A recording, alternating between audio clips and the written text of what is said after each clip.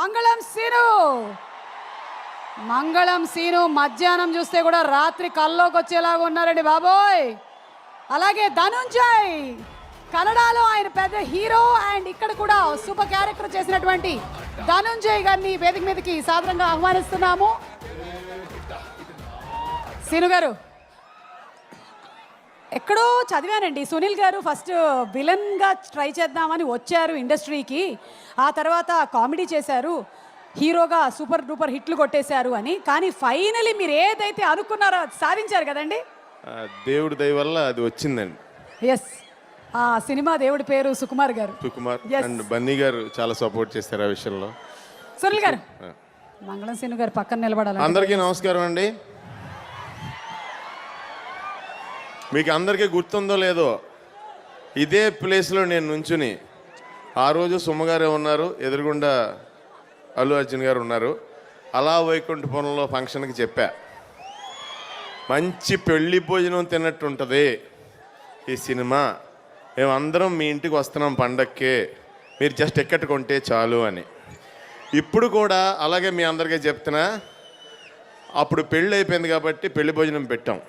పెళ్ళి అయిన తర్వాత రిసెప్షన్ మీల్స్లా ఉంటుంది ఇది, మంచి దావత్, మంచి నాన్ వెజ్ మీల్స్. సో పెళ్ళి మిస్ అయినా పర్లేదు కానీ రిసెప్షన్లో ఒక అక్క ముక్క మిస్ అవ్వకూడదు.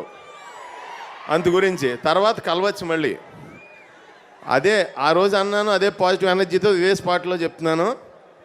ఈ సినిమా నుంచి సినిమా చూసిన తర్వాత ఆ రోజు ఒక ఫ్యామిలీ వెదర్ నుంచి బయటకు వచ్చి మీరందరూ ఎంత హ్యాపీగా ఉన్నారో, అలా ఈ సినిమాకెళ్ళి వచ్చిన తర్వాత ఒక 1 వీక్ అయినా మీ బ్రెయిన్లో ఆ సినిమా లొకేషను, ఆ వెదరు, ఆ ఎమోషను, ఆ సినిమాలో నటించిన వాళ్ళందరూ గుర్తొస్తారండి.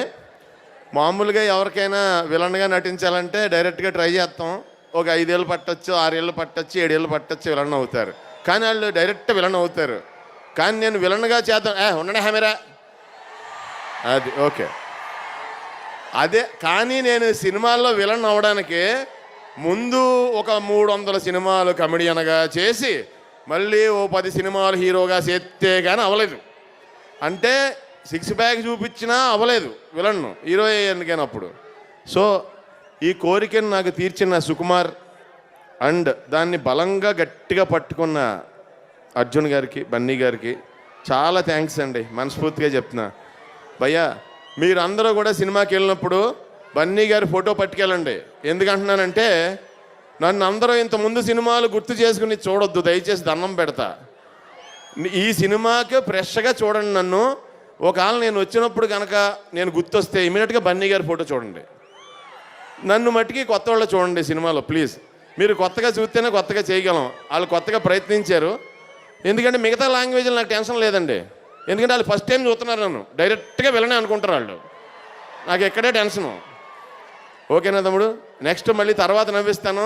ఈ సినిమా వరకు కొంచెం భయపెడతానేమో మిమ్మల్ని, కొంచెం భరించండి. Thank you. పిల్లల దాకా వెళ్ళిపోయిందండి ఇంట్లో. పిల్లల దాకే ఇలా నడుస్తున్నాడు మా వాడు.